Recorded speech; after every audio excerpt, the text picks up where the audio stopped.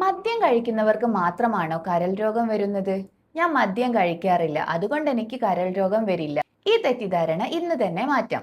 ഇന്ന് July 28, world hepatitis day. Hepatitis എന്നാൽ കരളിന്റെ അണുബാധ.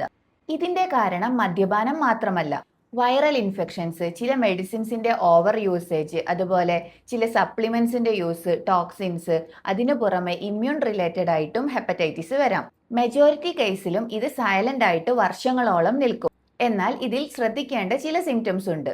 കണ്ണിനും സ്കിന്നിനും യെല്ലോ കളർ വരിക, ഓവറായിട്ട് ക്ഷീണം വരിക, ഡാർക്ക് യൂറിൻ, അതുപോലെ പെയിൽ കളറിലുള്ള മലം, വയറിന്റെ വലതുഭാഗത്ത് മുകളിൽ വേദന വരുന്നത്, ഓക്കാനം, ഛർദി, വിശപ്പില്ലായ്മ എന്നീ സിംറ്റംസ് വരികയാണെങ്കിൽ നിങ്ങൾ ശ്രദ്ധിക്കണം.